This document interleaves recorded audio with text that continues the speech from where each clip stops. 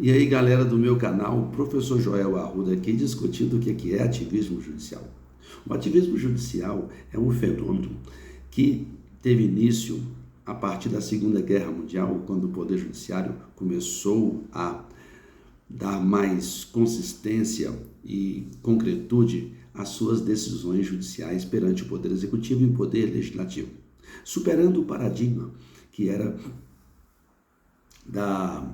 do espírito das leis de Montesquieu, que dividia os poderes em executivo, legislativo e judiciário. Simplesmente, isso não aconteceu só no Brasil, não, aconteceu em Israel, aconteceu nos Estados Unidos, vários casos em que o Poder Judiciário acabou legislando também, tá certo? Superando não só uma decisão judicial, mas dando efeito erga omnes, quer dizer o quê? Para todos. Isso a partir de uma perspectiva de pós-positivismo ou interpretação dos princípios norteadores de uma nova sociedade aí a partir da Segunda Guerra Mundial.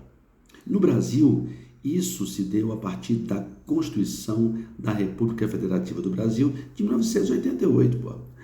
No Brasil, nós tínhamos os direitos, quando os direitos foram positivados na Constituição, saímos de uma ditadura militar, saímos de um período de falta de transparência, de recessão, de problemas políticos, econômicos. Os militares esgotaram as suas ações durante a sua gestão de mais de 20 anos, e veio o governo civil, o governo do Tancredo Neves, que faleceu, veio o José Sarney, e aí tudo isso vem fortalecer a Constituição da República de 88, onde a população, a sociedade, queria que esses direitos fossem positivados na Constituição e queria que esse direito tivesse concretude.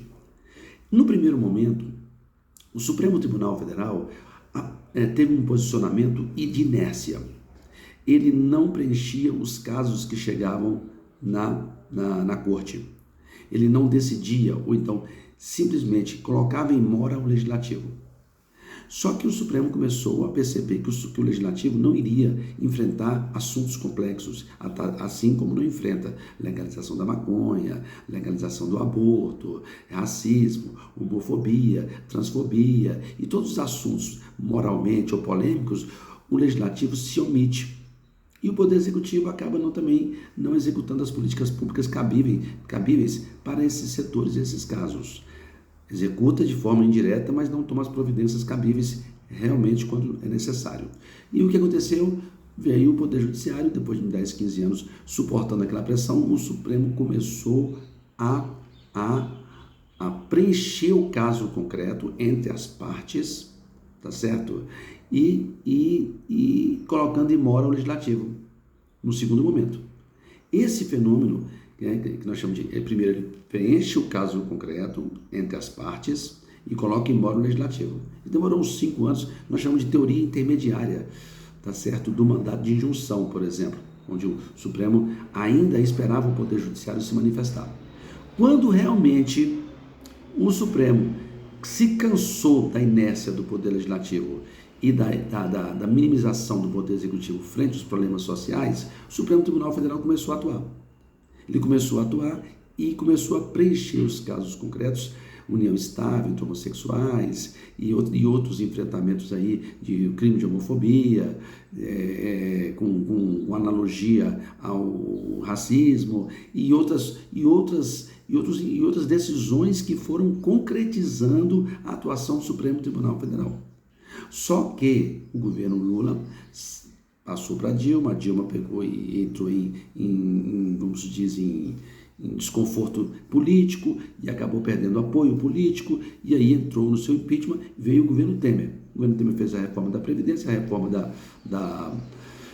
da trabalhista, e veio o governo Bolsonaro. O governo Bolsonaro trouxe uma instabilidade terrível nas instituições.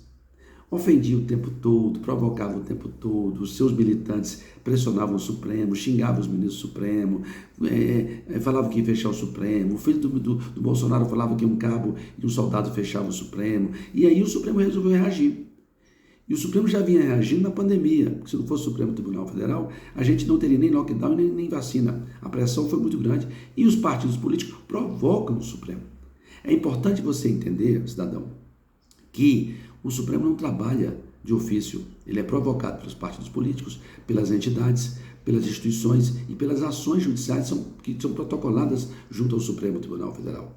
E as decisões aumentaram muito o ativismo judicial do Supremo Tribunal Federal. E principalmente o ministro Alexandre de Moraes, que atualmente vem trabalhando frente a enfrentar uma verdadeira milícia digital de desinformação e de fake news nas mídias sociais o dia inteiro. Então é óbvio que o Supremo Tribunal Federal agora tende a ter uma redução da sua atuação, até porque o governo Lula é um governo já mais antenado e harmonizado com as instituições e não precisa ficar nesse enfrentamento. Então o ativismo judicial não é nada mais do que a efetivação dos direitos fundamentais, principalmente, tá certo, em relação às minorias, quando provocados pelo Legislativo. O próprio deputado federal, não concordando, entra com o processo do Supremo. O Supremo diz o seguinte: olha, essa matéria é constitucional, essa matéria vai ter que ser enfrentada. Tá certo? Então, o ativismo judicial, cada juiz, cada cidadão, cada doutrinador, tem uma postura em relação ao tema. Eu já orientei mais de 30 monografias sobre ativismo judicial. Cada aluno busca uma forma de criticar, ou melhorar, ou concordar com o Supremo, concordar com... O importante é que haja uma harmonia entre os poderes, mas que o Legislativo assuma as suas funções e enfrente os problemas complexos, enfrente os problemas polêmicos que provocam impopularidade. Como ele não quer enfrentar, fica na mão do Poder Judiciário. E como o Poder Judiciário, pelo princípio da indeclinabilidade, ele não pode deixar de julgar, ele resolve enfrentar. Isso é que é ativismo judicial. O Supremo não pode decidir, não pode deixar de decidir perante um caso concreto. Não pode simplesmente falar, olha, esse assunto aí é interna corporis do Legislativo. Inclusive, ele faz isso. Quando o assunto é interna corporis do Legislativo, o Supremo nem entra. Tá certo? Então, quando é questões de debate lá entre os deputados, manifestações, mas quando a desobediência ao processo legislativo, o Supremo diz, olha, essa matéria é inconstitucional. E assim que funciona a harmonia entre os poderes. Não é uma coisa simples, é uma coisa de conflito, de interpretações, de provocações, e assim que funciona o ativismo judicial. Um abraço, professor Joel aqui, discutindo o que é ativismo judicial. Sejam bem-vindos aí ao canal do professor Joel. Quer cursos? Vai lá no meu e-mail, manda um e-mail. Os cursos não estão mais disponíveis. Agora você tem que ativar o sininho e se inscrever no canal.